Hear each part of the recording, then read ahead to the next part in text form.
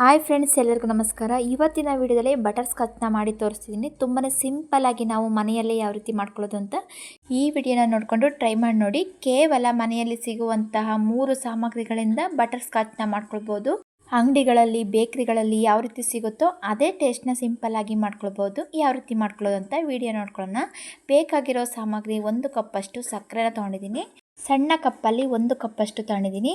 ಗೋಡಂಬಿ 1/4 ಕಪ್ ಆಗೋಷ್ಟು ತೊಗೊಂಡಿದ್ದೀನಿ. ನೀರು 3 ಇಂದ 4 ಟೇಬಲ್ ಸ್ಪೂನಷ್ಟು ನೀರನ್ನು ತೊಗೊಳ್ಬೇಕು. 1 ಟೇಬಲ್ ಸ್ಪೂನಷ್ಟು ಬೆಣ್ಣೆಯನ್ನು ತೊಗೊಂಡಿದ್ದೀನಿ. ಬೇಕಿದ್ರೆ ನಾವು ಜಾಸ್ತಿ ಮಾಡ್ಕೊಳ್ಳೋದಾದರೆ ಸ್ವಲ್ಪ ಕ್ವಾಂಟಿಟಿನ ಜಾಸ್ತಿ ತೊಗೊಂಡ್ರೆ ಆಯಿತು. ಮೊದಲು ಸ್ಟವ್ ಆನ್ ಮಾಡಿಕೊಂಡು ಒಂದು ಬಾಣಲಿ ಇಟ್ಕೊಂಡಿದ್ದೀನಿ. ಸಕ್ಕರೆನ ಹಾಕ್ಕೊಳ್ತಿದ್ದೀನಿ. ನಾವು ಸ್ಟವ್ನ ಮೀಡಿಯಮ್ ಫ್ಲೇಮಲ್ಲೇ ಇಟ್ಕೊಂಡು ನಾವು ಕ್ಯಾರಮೆಲ್ನ ಮಾಡ್ಕೊಳ್ಬೇಕು. ಫಸ್ಟು ಸಕ್ಕರೆ ಹಾಕಿದ ನಂತರ ಒಂದು 4 ಟೇಬಲ್ ಸ್ಪೂನಷ್ಟು ನೀರನ್ನು ಹಾಕ್ಕೊಳ್ತಿದ್ದೀನಿ. ಬಟರ್ ಸ್ಕಾಚ್ನ ನಾವು ಕೇವಲ ಒಂದು 5 ನಿಮಿಷದಲ್ಲೇ ನಾವು ಬಟರ್ ಸ್ಕಾಚ್ನ ಮಾಡ್ಕೊಳ್ಬೋದು. ಸಿಂಪಲ್ಲಾಗಿ ನಾವು ಮಾಡ್ಕೊಳ್ಬೋದು. ನೋಡಿ, ಸಕ್ಕರೆ ಎಲ್ಲ ಪೂರ್ತಿ ಕರಗಬೇಕು, ಅಲ್ಲಿವರೆಗೂ ನಾವು ಇದೇ ರೀತಿ ಫ್ರೈ ಮಾಡ್ಕೊಳ್ಬೇಕು. ಕ್ಯಾರಮೆಲ್ಲು ಬೇಗನೆ ಅದು ಕಲರ್ ಚೇಂಜ್ ಆಗಿಬಿಡುತ್ತೆ.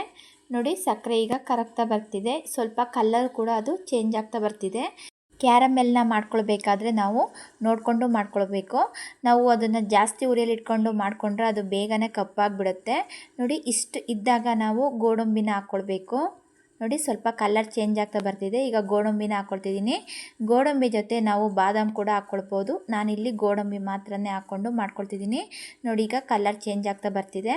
ಬಟರ್ ಸ್ಕಾಚ್ನ ಮಾಡ್ಕೊಳ್ಬೇಕಾದ್ರೆ ಸ್ವಲ್ಪ ಗೋಲ್ಡನ್ ಕಲರ್ ಇರಬೇಕು. ನಾವು ಪೂರ್ತಿಯಾಗಿ ಕಲರ್ ಚೇಂಜ್ ಆಗೋವರೆಗೂ ಈ ರೀತಿ ಅದನ್ನು ನಾವು ಬೇಯಿಸ್ಕೊಳ್ಬಾರ್ದು. ನೋಡಿ, ಇಷ್ಟಿದ್ರೆ ಸಾಕು. ಈಗ ನಾನು 1 ಟೇಬಲ್ ಸ್ಪೂನಷ್ಟು ಬೆಣ್ಣೆಯನ್ನು ಹಾಕ್ಕೊಳ್ತಿದ್ದೀನಿ. ಸ್ಟವ್ನ ಫುಲ್ಲು ಕಮ್ಮಿ ಉರಿಗೆ ಇಟ್ಕೊಂಡು ಸಿಮ್ಮಲ್ಲಿ ಇಟ್ಕೊಳ್ಬೇಕು. ಆ ನಂತರ 1 ಟೇಬಲ್ ಸ್ಪೂನಷ್ಟು ಬೆಣ್ಣೆಯನ್ನು ಹಾಕ್ಕೊಳ್ತಿದ್ದೀನಿ. ಬೆಣ್ಣೆ ಹಾಕಿದ ನಂತರ ಒಂದು ಸಲ ಈ ರೀತಿ ಮಿಕ್ಸ್ ಮಾಡಿ ಸ್ಟವ್ನ ಆಫ್ ಮಾಡ್ಕೊಳ್ಬೇಕು. ಜಾಸ್ತಿ ಏನಾದರೂ ನಾವು ಬೇಯಿಸ್ಕೊಳ್ಬಿಟ್ರೆ ಅದು ಫುಲ್ಲು ಬ್ರೌನ್ ಕಲರ್ ಆಗಿಬಿಡುತ್ತೆ. ಅದು ಟೇಸ್ಟು ಕೂಡ ಸ್ವಲ್ಪ ಕಹಿ ಬರುತ್ತೆ. ಟೇಸ್ಟು ಕೂಡ ಚೆನ್ನಾಗಲ್ಲ.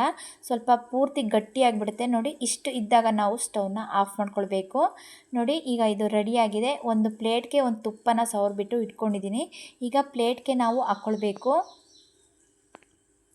ನೋಡಿ, ತುಂಬಾ ಸಿಂಪಲ್ಲಾಗಿ ಒಂದು 5 ನಿಮಿಷದಲ್ಲೇ ಬಟರ್ ಸ್ಕಾಚ್ನ ಮಾಡ್ಕೊಳ್ಬೋದು. ಬೇಕಿದ್ದರೆ ನೀವು ಬಾದಾಮ್ ಕೂಡ ಹಾಕ್ಕೊಳ್ಬೋದು. ಇದು ಫುಲ್ಲು ತಣ್ಣಗಾಗಬೇಕು. ಒಂದು 10ರಿಂದ 15 ನಿಮಿಷ ನಾವು ಹಾಗೇ ಬಿಡಬೇಕು. 15 ನಿಮಿಷ ಆದ ನಂತರ ಅದು ಫುಲ್ಲು ಗಟ್ಟಿಯಾಗುತ್ತೆ. ಅಲ್ಲಿವರೆಗೂ ನಾವು ತಣ್ಣಗಾಗಲು ಬಿಡಬೇಕು. 15 ನಿಮಿಷ ಆದ ನಂತರ ಅದು ಫುಲ್ ಗಟ್ಟಿಯಾಗುತ್ತೆ. ಅಲ್ಲಿವರೆಗೂ ನಾವು ಅದನ್ನು ತಣ್ಣಗಾಗಲು ಬಿಡೋಣ. ನೋಡಿ, ಈಗ ಒಂದು 15 ನಿಮಿಷ ಆಗಿದೆ. ಈಗ ಅದು ತಣ್ಣಗಾಗಿದೆ. ಯಾವ ರೀತಿ ಗಟ್ಟಿಯಾಗಿದೆ ಅಂತ ತೋರಿಸ್ತಿದ್ದೀನಿ ನೋಡಿ.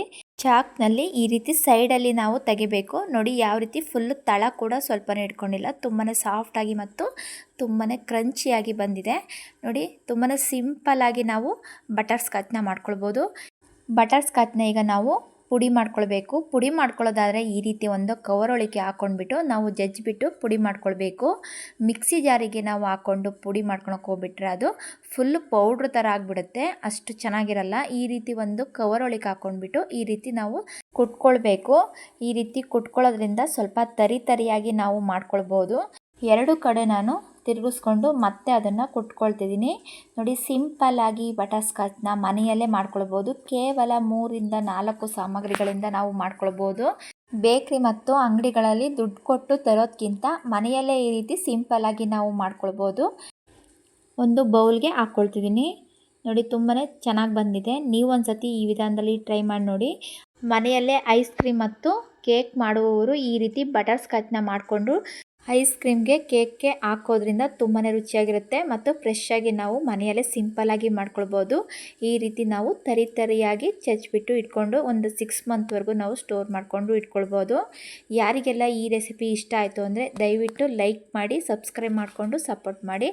ಫ್ಯಾಮಿಲಿ ಜೊತೆ, ಫ್ರೆಂಡ್ಸ್ ಜೊತೆ ಶೇರ್ ಮಾಡಿ. ನಾನಿಲ್ಲಿ ಐಸ್ ಕ್ರೀಮ್ನ ಮಾಡ್ಕೊಂಡಿದ್ದೀನಿ.